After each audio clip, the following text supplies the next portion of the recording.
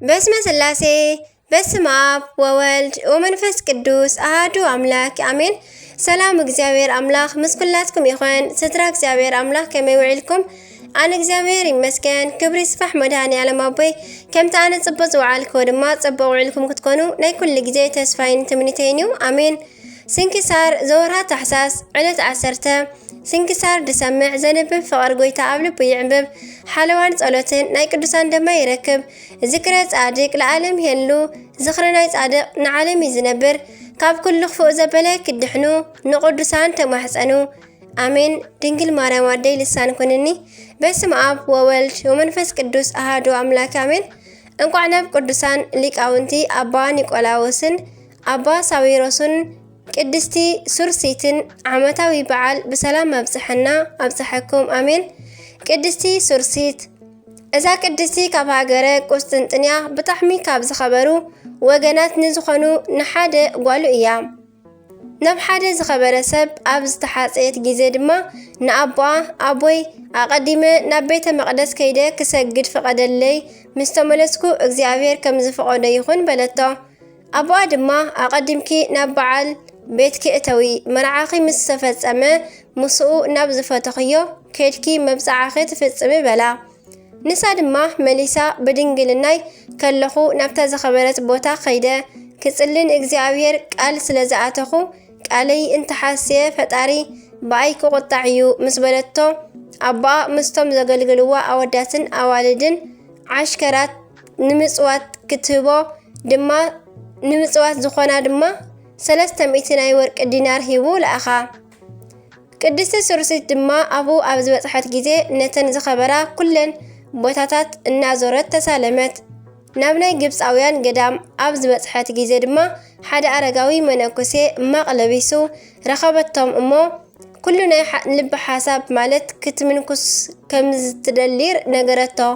ንሱ ድማ ፍቓድ እግዚአብሔር ይኹን በላ። ድሕሪ እዚ ድማ ናብ ሃገሮም ተመሊሶም ክኸዱ ምስ ተቐራረቡ ናብ ስውር ቦታ ኣትያ ንወለዳ ኣነ ሰብነተይ ንእግዚአብሔር ኣቕሪበ እየ ስለዘይትረኽቡኒ ኣይትድለዩኒ ኢላ ደብዳቤ ፀሓፈት። ነቲ ደብዳቤ ብልብሳ ኣሴራ ኣብ ውሽጢ ንብረት ኣንበረቶ።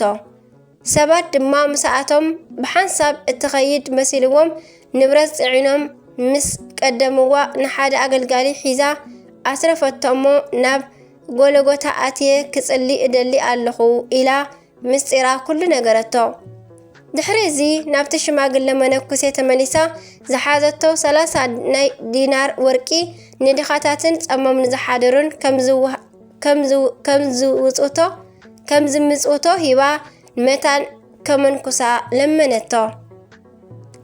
ንሱ ድማ ጽንዓታ ርእዩ ፍቓድ እግዚአብሔር እውን ምዃኑ ፈሊጡ ርእሳ ላጺዩ ናይ ምንኩስና ልብሲ ኣልበሳ።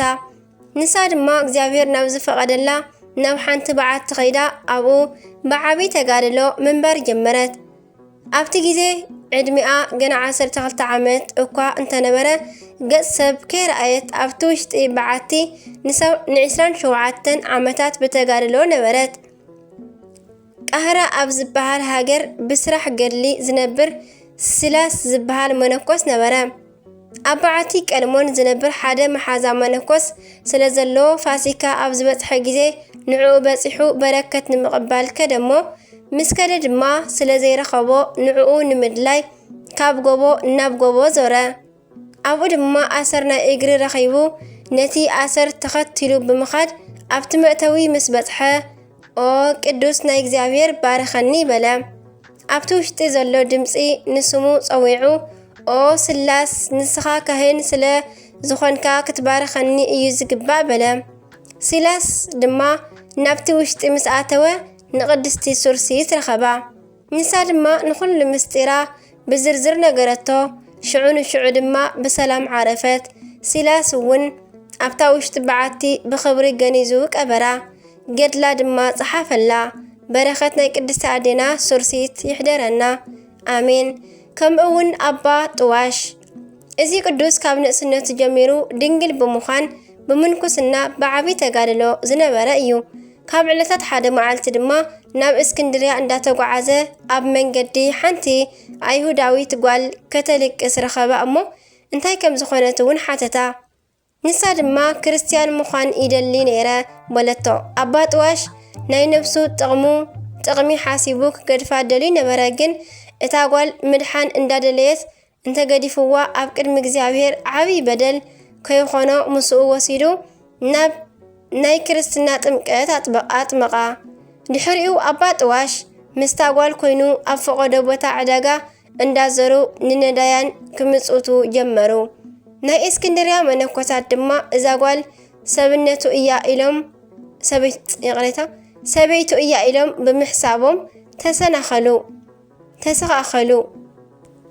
ሒዞሞ ድማ ናብ ሊቀ ጳጳሳት ኣባ ዮሃንስ ኣቕረብዎ እሞ ኣባ ዮሃንስ ድማ ክልቲኦም እንዳተረኣዩ ክእሰሩ ኣዘዙ። በታ ለይቲ ድማ ሊቀ ጳጳሳት ኣባ ዮሃንስ ኣብ ሕልሞም ኣባ ጥዋሽ ንዝቆሰለ ሕቖኦም እንዳረኣዩ ንምንታይ ብዘይ በደለይ ኣቑሰልካኒ ክብሎም ተመልከቱ። ኣባ ዮሃንስ ድማ ኣብ ዝነቕሑ ግዜ ንኣባ ጥዋሽ ኣምፂኦም ብብዝሒ ግርፋት ዝቆሰለ ሕቖኦም ብፍጹም ድንግል ምዃኑን ርእዮም ብጣዕሚ ሓዚኖም ኣልቀሱ። ይቕረ በለለይ ዝወደይ ኢሎም ኣብ ቅድሚኡ ወደቑ። ድሕሪኡ ንኣባ ጥዋሽ ዘምጽእዎን ዝገረፍዎን ሰባት ካብ መዓርጎም ኣውሪዶም ን3 ዓመታት እውን ቅዱስ ስጋኡን ክቡር ደሙን ካብ ምቕባል ከልከሎም። ካሕሳ ምእንቲ ክኾኖም ድማ ንኣባ ጥዋሽ ብዙሕ ገንዘብ እኳ እንተሃለዎ ንሱ ግን ወልሓንቲ ከይተቐበለ ናብ በዓቱ ተመሊሱ ኸይዱ ተጋድልኡ ፈጺሙ በዛ ለማዓንቲ ዕለት ዓረፈ። በረኸቱ ይሕደረና ኣሜን። ከምኡ እውን ቅዱሳን ሰማዕታት ተላስስን ኣልኣዛርን። ቅዱስ ተላስስ ካብ ነነዌ ኣውራጃ ካብ ደቂ ባቢሎን ወገን እዩ። ንጎይታና ብምእማኑ ድማ ከሓዲ ናይ ፋርስ ንጉስ ሳቦር ሒዙ ብዙሕ ኣሰቃዮ። ንኣማልኽቱ ምእንቲ ክስውእ ንተላስስ ኣብ ዘገደዶ ግዜ እዚ ቅዱስ ግን ንኣማልኽቱ ረገመሉ። ንጉስ ድማ ብዝተፈላለየ ናይ መሳቀይ መሳርሒታት ኣሰቃዮ። 100 ግዜ ምስ ኣግረፎ ኦ ተላስስ ካብዚ ስቃይ ምእንቲ ከተዕርፍ ንኣማልኽቲ ሰውእ በሎ። ቅዱስ ተላስስ ድማ ፈጣሪየይ ስለ ዝሕልወኒ ስቃይካ ንዓይ ኣይተፈለጠንን በሎ። በዚ ግዜ ንጉስ ንቅዱስ ተላስስ 200 ጽኑዕ ግርፋት ምስ ኣግረፎ ኣብ ውሽጢ ዓይኑ ናይ ሓፂን ሽንክራት ተኺሎም ኣሰቃይዎ። ምዝራብ ስጋብ ዝስእን በጽሓ ንመልሓሱ ድማ ቆሪጾም ምሳት ኣሰቃይዎ። ንኽሳዱ ብሴፍ ሰይፍዎ እሞ ናይ ሰማዕትነት ፍጻሜው ኮይኑ ናይ ክብሪ ኣኽሊል ተጎናጸፈ። ድሕሪኡ ንኣልኣዛር ናብ ቅድሚ ንጉስ ሳቦር ኣቕረብዎ። ንጉስ ድማ ንኣልኣዛር እውን ንኣማልኽቲ ሰውእ በሎ እሞ ኣልኣዛር ድማ ንዝረኸሱ ኣማልኽትኻ ኣይስውን ኣነስ ንጎይታይን ንፈጣሪየይን ኣምላኸይን ኢየሱስ ክርስቶስ እየ የምልኽ ደኣ እምበር በሎ። ንጉስ ድማ ተቆጢዑ ንቅዱስ ኣልኣዛር እውን ናብ ውሽጢ እቶን እሳት ወርወሮ። እዚ ቅዱስ ድማ ብኸምዚ ሰማዕትነቱ ፈጸመ። በረኸት ኩሎም ስውራን ብኩሎም ቅዱሳን ሰማዕታትን ቅዱሳን ጻድቃንን ይሕደረና ኣሜን። ከምኡውን ቅዱስ ኒቆላዎስ ሊቅ። ቅዱስ ኒቆላዎስ ሃይማኖቱ ዝቐንዐ ምግባሩ ዝጸንዐ ሊቅ፣ ብዙሕ መከራ ዝተቐበለ ሰማዕት፣ ንብዙሓት ዝኣመነ ሃዋርያ ኣብ በረኻ ንዘመናት ዝተጋደለ ጻድቅ፣ ብጵጵስና ዘገልገለ ጓሳን ካብ 318 ሊቃውንቲ እውን ሓደ ዝኾነ ቅዱስ እዩ። ዝተወልደ ኣብ 300 ክፍለ ዘመን ክኸውን ከሎ ዓዱ ሜራ ትበሃል። እዛ ዓዲ ድማ ሎሚ ኣበይ ከም ዘላ ክንፈልጥ እኳ እንተዘይከኣልና ታሪክ ግን ናይ ቀደም ናይ ሮም ግዝኣት ከም ዝነበረት ይነግረና። ናይ ቅዱስ ኒቆላዎስ ወለዲ ናይቲ ዘመን ሰናያን ክርስቲያን ነበሩ። ብሕጉ ብስርዓቱ ብስጋ ወደሙን ብምጽዋትን ወላ እኳ እንተነበሩ ቆልዓ ኣይነበሮምን። ንእግዚኣብሔር እንዳለመኑ ናይ ጉብዝና ዘመኖም ሓሊፉ ኣረጉ። ቆልዓ ሃበና ምባል ድማ ገደፍዎ። ልክዕ ንሶም ምሕታት ኣብ ዘቆሙሉ ግዜ ግን እግዚአብሔር ነዚ ቅዱስ ፍሬ ካብ ማህፀን ዮና ፈጠረ። ንሶም ድማ ተገሪሞም ንፈጣሪ እንዳመሰገኑ ተወልደ ኣብ ዝተወልደሉ ዕለት ግን የዒንቶም ዘደንቕ ነገር ተመልከቱ። ኣማዕቲቦም ከተንስእዎ እንተተጎንበሑ ባዕሉ ብድግ ኢሉ ንፈጣሪኡ ከመስግን ሰምዕዎ። ንክልተ ሰዓት ዝኣክል ድማ መንነቱ ዘይፈለጥዎ ጸሎት ኣብጽሐ።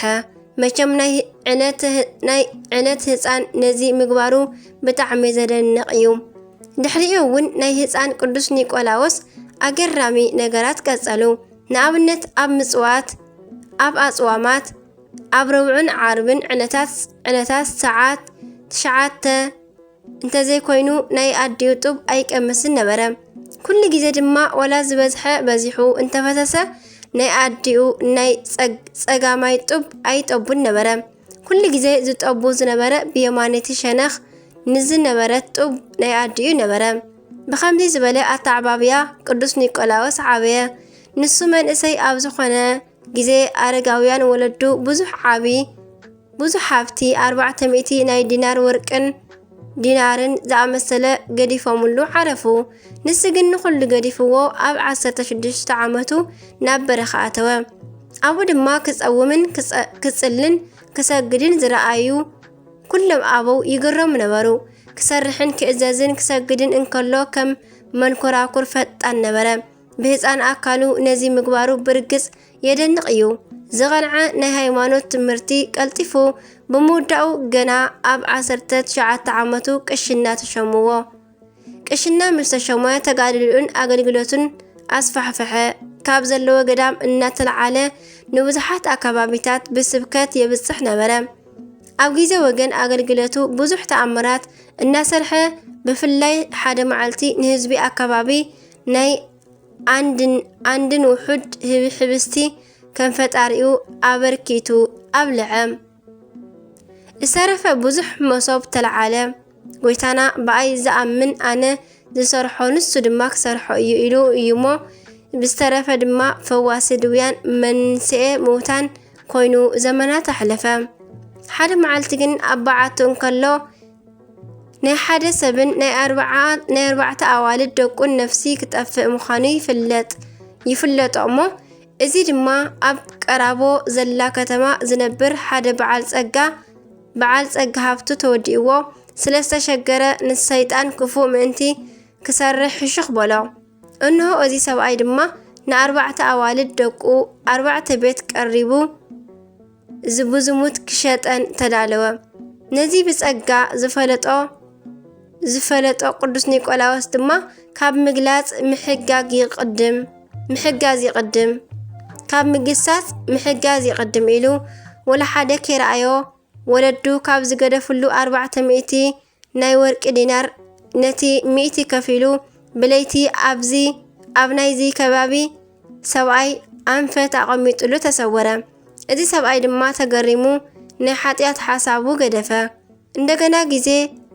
እንደገና ግን እዚ ሰብ ገንዘቡ በሊዑ ወዲኡ ተመሳሳሊ ሓጢኣት ክፍጽም ምሕሳቡ ቅዱስ ኒቆላዎስ ፈለጠ።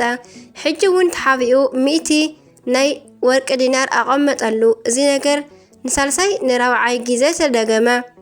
ኣብ መበል 4ይ ግዜ ግን እዚ ሰብኣይ ናብ ልቦናኡ ተመሊሱ ነዚ ዝኣክል ርህራሄ ንዝገብረሉ ሰብ ተሓቢኡ ረኣዮ።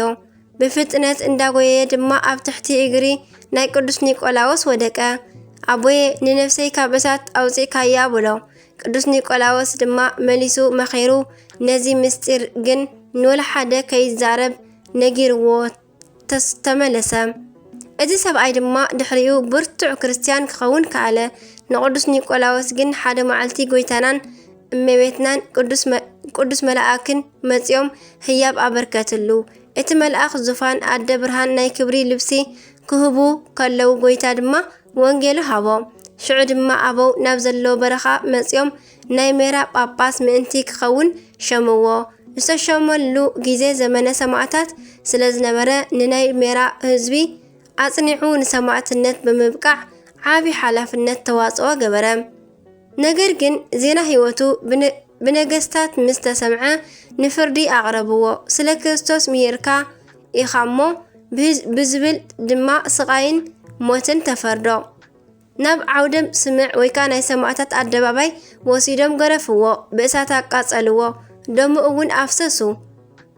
ነገር ግን እግዚአብሔር ንካልእ ሞያ ስለ ዝደለዮ ኣይሞተን። ንሶም ግን ብጭካኔ ንዘመናት ኣሰቃይዎ። ኣብ መጨረሽታ ግን ናብ ውሽጢ እስር ቤት የእተውዎ እሞ ንሱ ኣብ እስር ቤት ከሎ ድማ ዘመነ ሰማዕታት ተፈጸመ።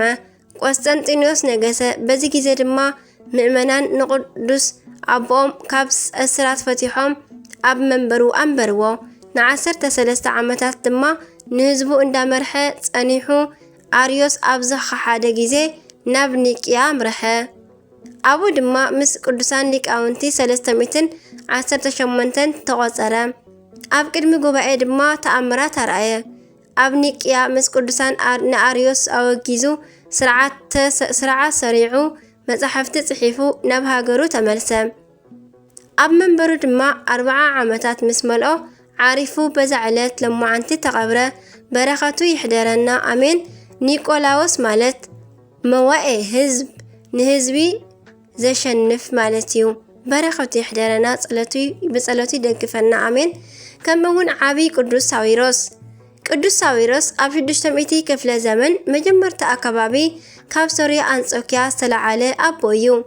እቲ ወቅቲ መለካውያን ክልተ ባህሪ ዝብሉ ዝሰልጠንሉ ስለ ዝነበረ ናይ ኦርቶዶክስ ተዋህዶ ምእመናን ዝስደድሉ ግዜ ነበረ። በዚ ግዜ እዩ ዓብይ ሊቅ ቅዱስ ሳዊሮስ ብናይ ስላሴ ፍቃድ ኣብ ቤተ ክርስቲያን ዝተለዓለ። ሊቃውንቲ አንበሳ ክብሉ ይጽውዕዎ። እዚ ቅዱስ ንተዋህዶ ሃይማኖት ብዙሕ ኮይንላ እዩ። ናይ መናፍቃን ጾር ብምዃኑ ብዙሕ ድርሰታት ደሪሲ እዩ።